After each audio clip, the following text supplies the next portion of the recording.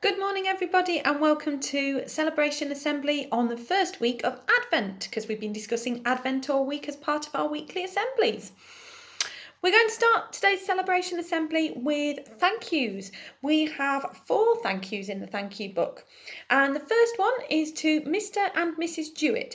And this one's from Miss Wiles, and it's for cleaning up all the hay after Willow class had been using it for their Great Fire of London houses in the classroom. The houses look magnificent, but the carpet after the hay did look a little bit of a mess. So it's a very big thank you to Mr. and Mrs. Jewett for cleaning that up. The second thank you that's in the book is to Mrs. Varga, and that one's from me. And it's for Mrs. Varga for going backwards and forwards with the ICT trolleys for me on Wednesday when I was with Hawthorn class, and we had to use one type of ICT equipment for one lesson and then a different set of ICT equipment for another lesson.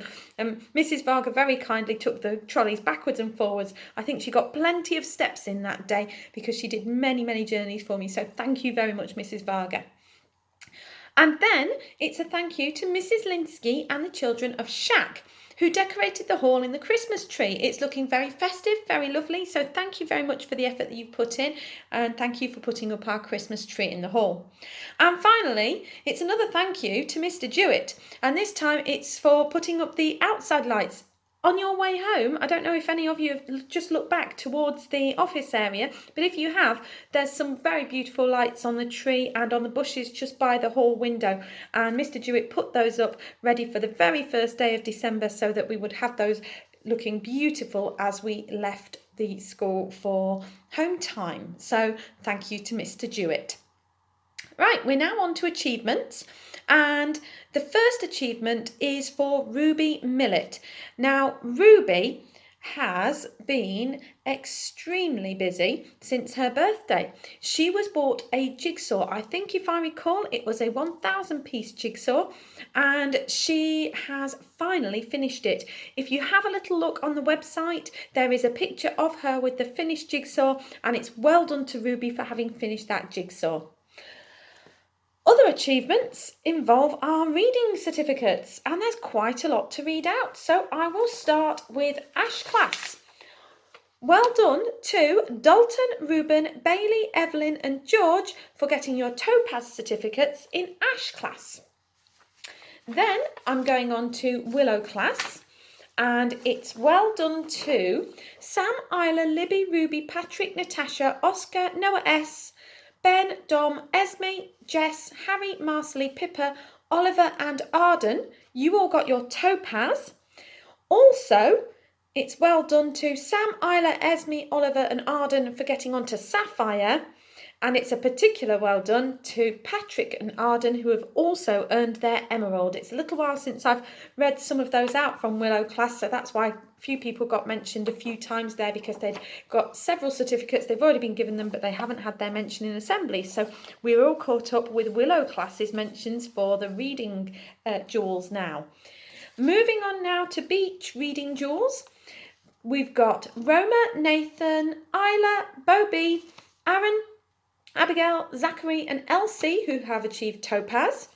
Then it's well done to Seth, Peyton, Bo, C, Freya, Harry L, Poppy, Toby, Matilda, Fraser, Ishbel, Eddie, and you've all got Sapphire. And then it's well done to Olivia, Chloe, Annabelle, Oscar, Felicity, Tilly and Fraser L for achieving your Emerald. So that's all the ones from Beach class.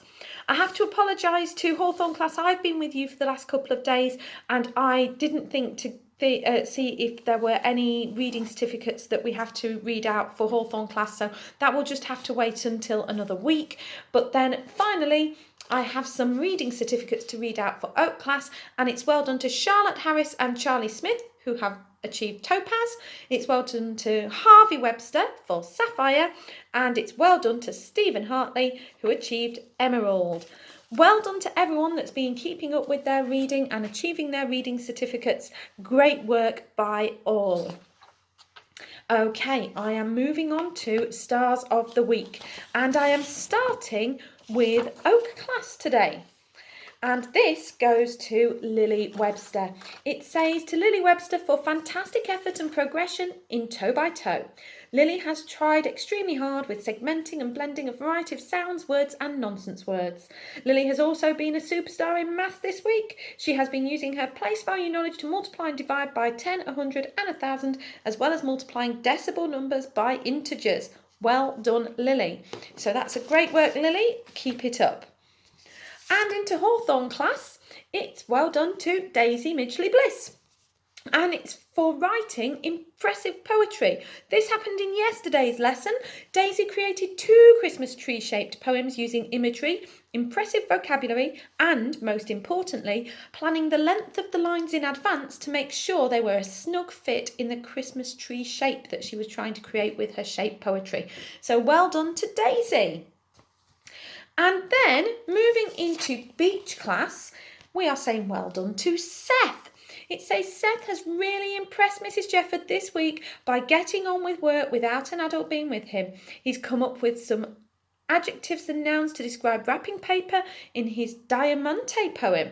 He has worked out how many sprouts, carrots, parsnips and potatoes he would need to buy if 6 people came for Christmas dinner. He has used je peux in French and written his sentences out really carefully. Mrs. Linsky has been really pleased with the toe by toe work and spellings he has done too. It's a great week, Seth. Keep it up. And then moving into Willow class, Miss Wiles would like to say well done to Merrin. Merrin has excelled in her DT skills this week. She's designed a Tudor house for the Great Fire of London. Merrin then used cardboard boxes, paper for wooden beams and straw for the roof. Her finished product was just like her plan and replicated a Tudor house. Super design and making skills. Well done, Merrin. And finally, it's Ash class's star of the week, and Mrs. Allen has given it to Phoebe. So it's 2 stars of the week in the Midgley Bliss household this week. It says Phoebe is such a good friend to everyone. She offers to play with friends who are sad or who have no one to play with. Phoebe always says kind and thoughtful comments to cheer up everybody. She has also tried very hard with her work this week. Well done, Phoebe. Great work from you too. Now, birthdays. It's a funny week this week. We have some birthdays to celebrate, but no pupil birthdays. It's a happy birthday to Miss Blacker for last weekend, and it's a happy birthday to Mr. Parker, whose birthday it was during this week. So we'll just give them a quick blast of the birthday music and say happy birthday to them. But unfortunately, there's no pupils to be saying happy birthday to alongside them. Happy birthday to you. Happy birthday to you. Happy birthday. Happy birthday to you. Happy birthday to you. Happy birthday. Right, and we are on to the house points. It's been an interesting competition this week because we have 2 people tying, not for first, not for second, but for 3rd place. So in a joint 3rd place this week, it's both the Foxes and the Wolves. Then moving on to 2nd place with 120 points this week, it was the Hedgehogs. But 6 points ahead of them on 126 points this week, it's another 1st place for the Badgers. Well done to the Badgers. Now, before I go this week, a couple of little mentions just to make. That I'm just going to remind you about your behaviour, just ready for the last couple of weeks of term. First things first, the weather has got really quite wet and the field has started to get really quite muddy. And so, quite a lot of members of staff have had issues with children who are playing TIG on the playground but deciding that they will extend the playground area a little bit by going onto the grass as well.